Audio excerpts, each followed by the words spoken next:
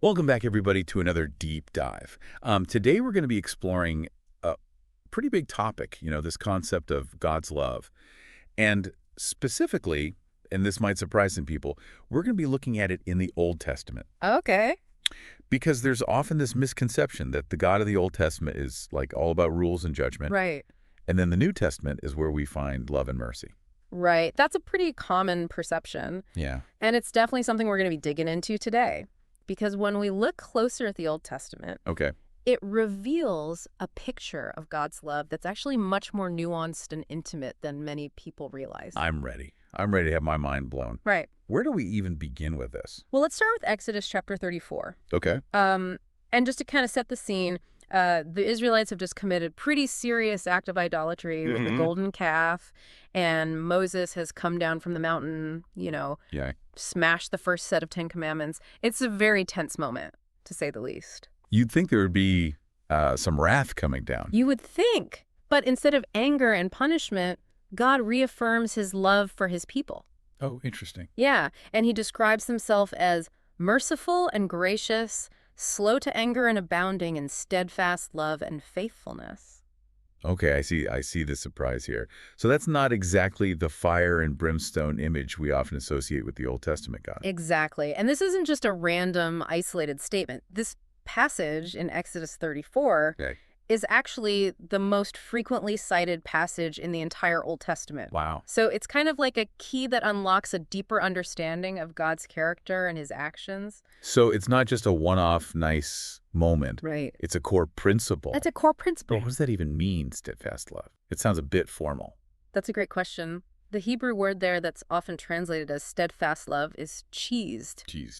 Yeah, and Yeah. it goes beyond just, kindness or affection. It implies loyalty, covenant faithfulness, and a love that perseveres even when it's tested.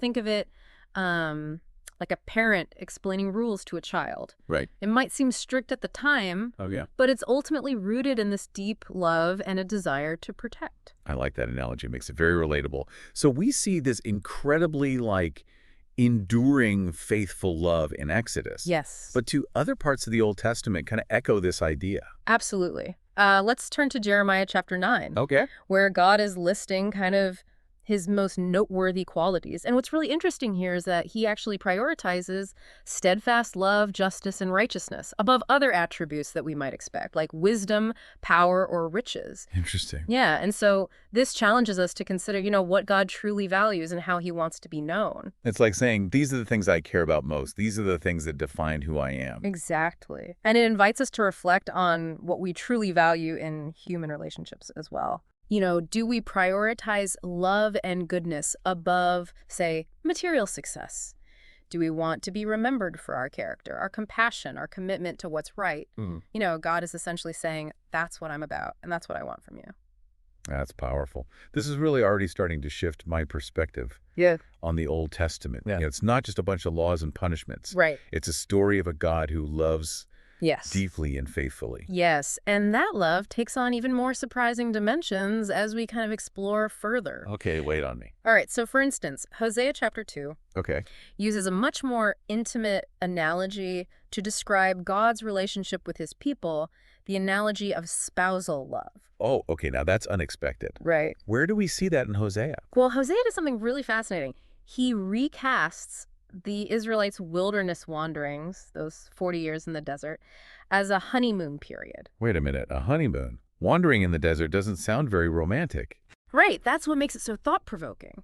What God is essentially saying is, look, even in those difficult times, even when you mess up, I'm still with you. I chose you. I liberated you. I entered into a covenant with you. This is the beginning of our journey together.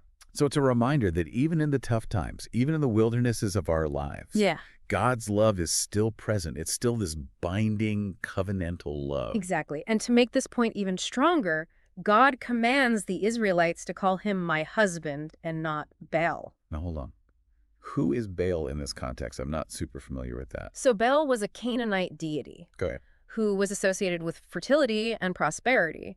And the Israelites were constantly tempted to worship Baal alongside God, hoping to kind of get, material blessings. So it's like trying to have the best of both worlds. Like, we'll stay in this covenant with God, but we'll also hedge our bets with this other God just in case. Exactly.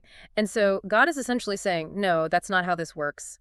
I'm not interested in being your side hustle, your backup plan. Right. I want a genuine, committed relationship, a true marriage. That's such a powerful image. It is. And it makes me wonder if we ever treat God like a ball, Yeah. do we only turn to him when we need something rather than cultivating like an actual loving relationship?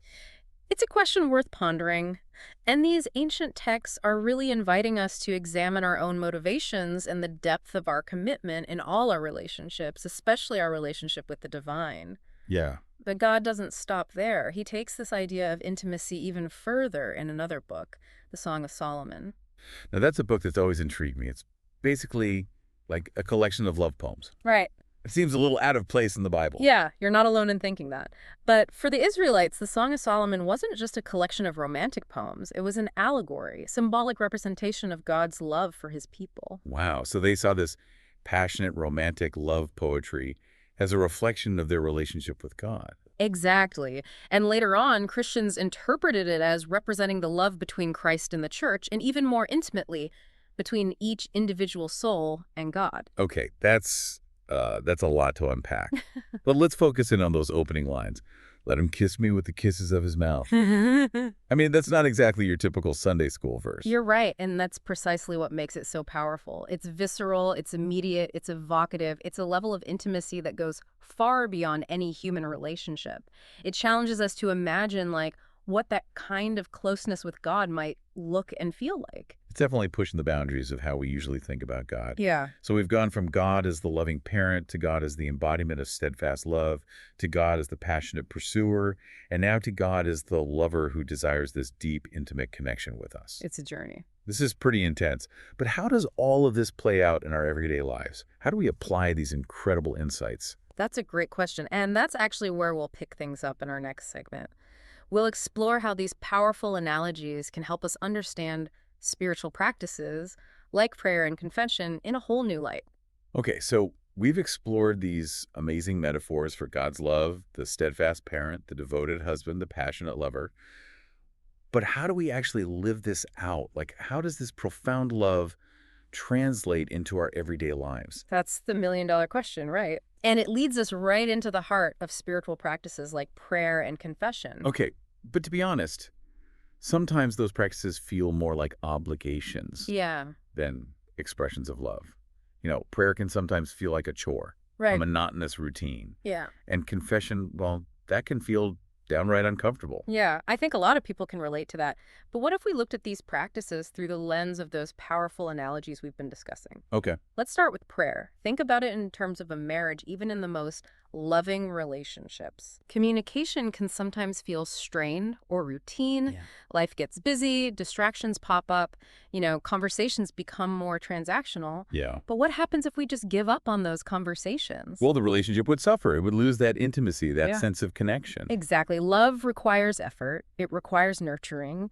And prayer, in a sense, is that ongoing conversation with the divine, the one who loves us unconditionally and desires our presence. Just as in a marriage, we persist in sharing our joys and our sorrows, our hopes and our fears, even when it feels repetitive or we're not sure if we're being heard. So it's less about a perfect performance and more about simply showing up even when we don't feel like it. Exactly. Just as we would in any important relationship. And it's about remembering that God isn't some distant being waiting to judge our every word. He's a loving presence who delights in our company, who wants to hear from us, even in the midst of our, messy, imperfect lives. Yeah, that's a really encouraging way to think about it. But what about confession? That one still feels a bit tricky, especially when I feel like I'm confessing the same things over and over again. Right. It's discouraging. Absolutely. But again, let's go back to that marriage analogy. In a healthy relationship, there's a continuous process of acknowledging our shortcomings, seeking forgiveness, and striving to grow. It's not about achieving some impossible standard of perfection. It's about recognizing where we've fallen short and seeking reconciliation with the one we love. So it's more about honesty and a willingness to grow than about beating ourselves up Yes. over past mistakes. Exactly. And just as those moments of reconciliation are essential in human relationships, they're crucial in our relationship with God. God's love isn't conditional on our flawless behavior. It's this constant, unwavering force that welcomes us back no matter how many times we stumble. Yeah, this is really reframing my perspective. It's not about, checking off boxes or following rules. Right. It's about engaging in this ongoing dance of love with God, with all its joys and challenges and moments of intimacy and times of reconciliation. And that's the beautiful paradox, isn't it? The Old Testament, which is often perceived as this book of rigid laws and judgment, actually reveals a God who passionately pursues our hearts Yeah. and invites us into this profound, transformative relationship. Okay, so we've covered a lot of ground here, We have. exploring these fascinating and sometimes surprising metaphors for God's love. Yes. Is there, like, a single takeaway, a core truth that we should be grasping? I think the key takeaway here is this. God's love is not merely this distant, abstract force. It's a deeply personal, intimate, and transformative power that seeks union with us. It's active, it's engaging, it's wooing us into this deeper experience of connection. Precisely. And that brings us to another thought-provoking question. We've talked about God's love as this passionate pursuit, this yearning for intimacy. So how might understanding it in this way change our approach to prayer, to confession, and even to our relationships with others? That is something to ponder. It seems like this kind of love has the power to change everything. It certainly does. And as we move forward, it's worth remembering that the story of God's love doesn't end with the Old Testament. The New Testament takes this understanding to an even more radical and awe-inspiring level. Okay, I'm intrigued. What happens next in this unfolding story of love? That's where we'll pick up in our final segment. We'll delve into how the New Testament, through the person of Jesus, reveals the ultimate expression of God's love and what it means for us today. So we've been unpacking this, like, surprising depth and intimacy of God's love, as it's revealed in the Old Testament. But now I'm really curious, like, how does the New Testament Right. elevate this understanding Yeah. to a whole new level? Well, in the New Testament, we're introduced to Jesus, God incarnate. And he embodies and demonstrates this love in the Wow. most radical way imaginable. Yeah, we see Jesus, doing some pretty extraordinary things, Yeah. healing the sick, welcoming the outcast, challenging, the religious elite. It's all very radical, very compassionate, but, like, how does it connect back to this Old Testament idea of God's love that we've been talking about? It's a beautiful progression. Remember those Old Testament images we talked about God as the steadfast parent, the devoted husband, the passionate lover? Well, in Jesus, we see those images kind of coming to life, but then they're taken even further. Okay, I'm following you. Yeah. But what do you mean by taken further? Well, think about the ultimate expression of God's love, Jesus' sacrifice on the cross. This is where all those Old Testament foreshadowings, those powerful metaphors, kind of reach their culmination. Okay, break this down for me. How does the cross reveal, like, the ultimate meaning of God's love? Okay, so think back to that idea of God as the devoted husband, the one who relentlessly pursues our hearts. Well, on the cross, we see God not only pursuing us, but actually taking on the full weight of our brokenness, our sin, our separation from him. So it's not just forgiveness from a distance. It's God entering into our suffering, experiencing it alongside us. Yes, and even more than that. The cross is God absorbing our pain, taking it upon himself so that we might be reconciled to him. It's like the most radical act of love imaginable, God offering himself as a sacrifice for the beloved. This is pretty mind-blowing stuff. So the cross isn't just a symbol of suffering. It's the ultimate revelation of God's love, a love that's willing to go to any lengths to restore us to a relationship with him. Precisely. And remember that Old Testament image of the bridegroom and the bride? Well, in the New Testament, that image finds its fullest expression. Christ is often depicted as the bridegroom, and the church, the community of believers, is his bride. So the Old Testament kind of laid the groundwork, giving us these glimpses of God's passionate, pursuing love. And then Jesus comes along and says, this is what that love looks like in action. This is how far I'm willing to go for you. Exactly. And the implications of this are profound. If God loves us with this kind of sacrificial, self-giving love, then we, in turn, are called to love others in the same way. It's like a ripple effect. God's love flows into us, and then it overflows into our relationships with others. Yes. We're called to embody that same radical love and compassion that we see in Jesus, to extend it to our families, our communities, and even to those who are difficult to love. So it's not just about warm, fuzzy feelings. It's about putting that love into action, even when it's costly or inconvenient. You got it. God's love isn't passive, it's active, it's engaging, it's transformative. It compels us to move beyond ourselves and extend that same love to others. Okay, so we've journeyed from the Old Testament where we explored this surprising depth and intimacy of God's love, and we've seen how Jesus takes it to a whole new level in the New Testament. What's the final takeaway? What should we be walking away with from this deep dive? I think the core truth is this: God's love isn't just an abstract concept. It's a living reality that transforms us from the inside out. It's a love that pursues us relentlessly, sacrifices itself for our well-being, and empowers us to love others in these extraordinary ways. It's a love that changes everything. So as we wrap up this deep dive, let's keep pondering that question.